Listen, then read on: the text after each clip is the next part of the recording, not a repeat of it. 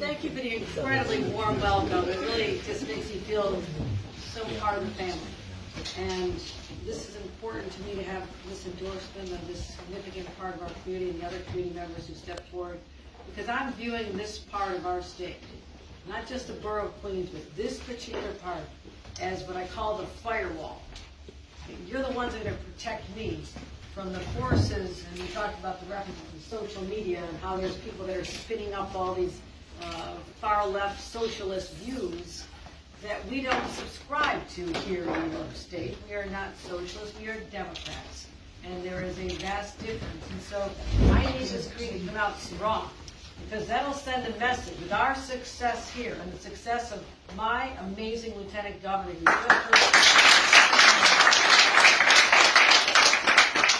send the message that we're bringing back our party.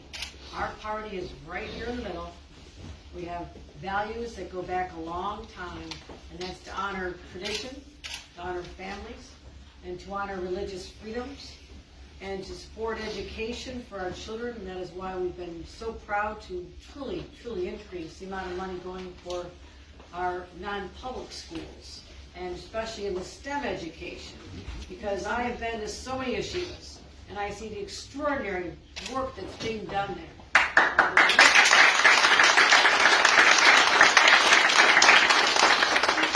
Teaching a whole new generation of young people and leaders about the importance of family and religious values that go so far back, but also to make sure that they have the education they need to really step up and be those leaders. So that is what we're going to continue to do. Also, we've heard some reference to the anti-Semitism that is so rampant now. It is hurtful. It pains me as the governor of New York how many times I have to dispatch our hate crimes task force to thwart those who want to harm people because of the religion they practice or their attire. And we're going to continue. We're not giving up. We're never surrendering.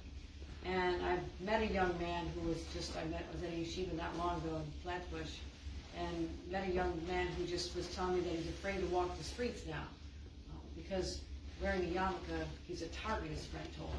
I said, no, you wear that proudly, because that means you honor the centuries of people who struggled against adversity, persecuted, but always were resilient and always thrived and survived.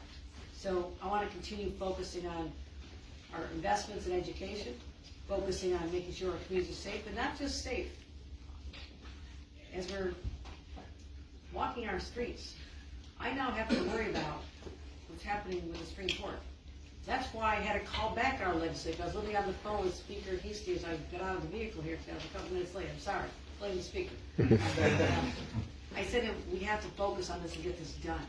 Because what the Supreme Court did in New York was tell the governor of New York that I cannot restrict what they call concealed carry permits. Meaning, that if we don't take time right now to change this and fix this, that it could be legal for people to walk into a synagogue or a yeshiva or on the subway or into a grocery store or a market with a concealed gun.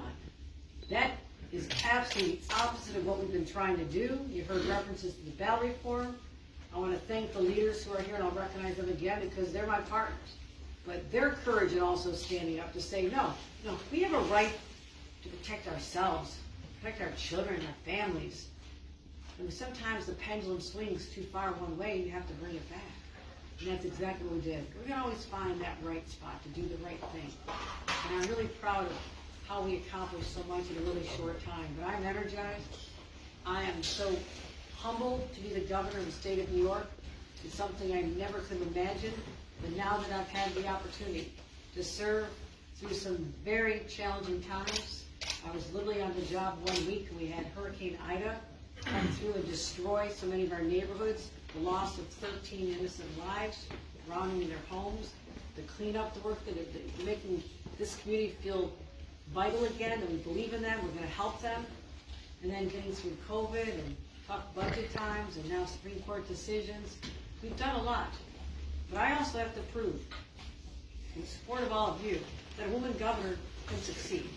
And I'm thanking you for being part of making history as we go forth. And I also want all of you to support my colleagues in government here. And I thank you for Dan Rosenthal for helping assemble us here together. He's been a great leader.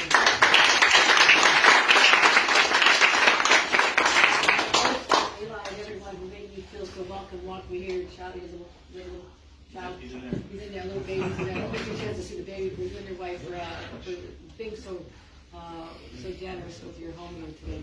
But also, you're going to love Senator Connery. I've done a lot of work with him. He's a real fighter, so he's a partner I also need to continue here.